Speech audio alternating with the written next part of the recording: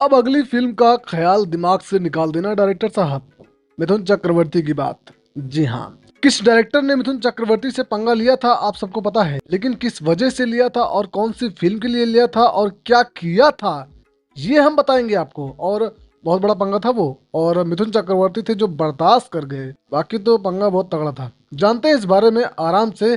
बहुत से लोग डायरेक्टर का नाम जानते होंगे लेकिन नहीं पता है, तो पूरी मटेरियल, पूरा किस्सा इस वीडियो में आपको देखने को मिलेगा। मिथुन चक्रवर्ती इंडस्ट्री के सबसे दिग्गज कलाकारों में से एक हैं।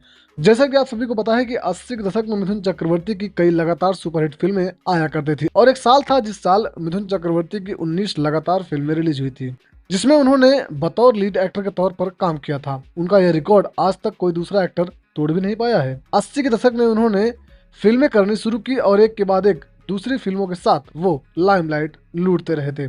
1988 में एक मल्टी स्टारर फिल्म का वो हिस्सा बने। इस फिल्म की शूटिंग के बाद हिट डायरेक्टर के साथ उनकी तीखी नोकझोंक हो गई, और उसके बाद जो हुआ वो तो हिला देने वाला था। आप सबको पता नहीं है लेकिन मिथुन चक्रवर्ती अपने एक तरह से गुस्से के लिए भी कई बार चर्चा में रहे हैं, क्योंकि वो लाइमलाइट और फालतू के बेबाक बातों से दूर रहते हैं। जैसा कि आप सभी लोग जानते हैं कि राजकुमार जैसे अभिनेता को भी मिथुन चक्रवर्ती ने गरजते हुए टक्कर दी थी।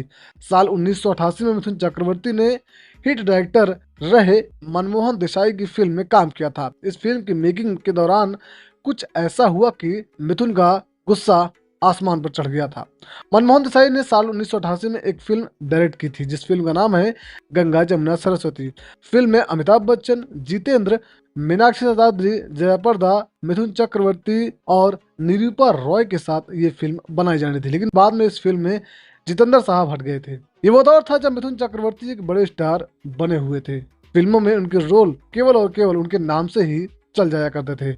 इसी फिल्म के दौरान वह अपनी अगली फिल्म रोजी रोटी स्टार्स को भी कास्ट कर रहे थे, यानी कि उनकी एक और आने वाली फिल्म थी रोजी रोटी। गंगा जमुना की स्टोरी मनमोहन देसाई ने मिथुन चक्रवर्ती को सुनाई थी, तब मिथुन चक्रवर्ती को बहुत पसंद आया था, लेकिन जब फिल्म की शूटिंग खत्म हो गई और फाइनल प्रिंट मिथुन चक्रवर्ती ने देखा तो वो आग बबूला हो गए। दरअसल आपने अगर फिल्म देखी होगी तो मिथुन चक्रवर्ती का इस फिल्म में बहुत से सीन काटे गए हैं। ये जो कह सकते हैं कि इंटरवल के बाद मिथुन चक्रवर्ती का इस फिल्म में सीन आता है, और बहुत ही कम सीन दिखाए भी गए हैं। एक्टर के कुछ ऐसे सीन जिसकी छटाई की गई थी जो उनके लिए काफ़ी अहम किरदार माना जाता।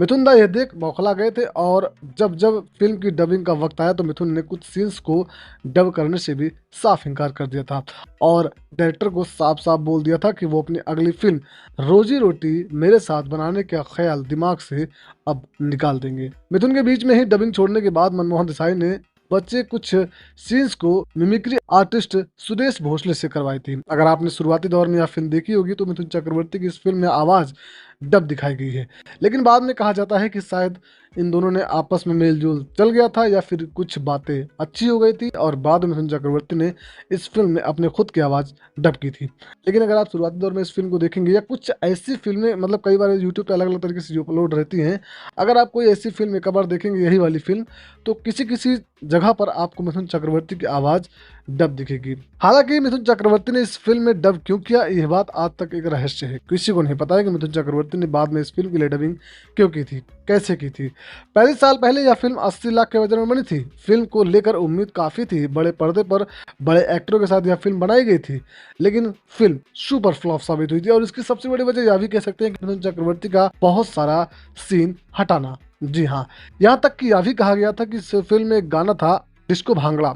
इस गाने को जो बनाया गया था वो मिथुन चक्रवर्ती के लिए ही बनाया गया था, लेकिन यहाँ से भी उनका पत्ता साफ कर दिया गया था।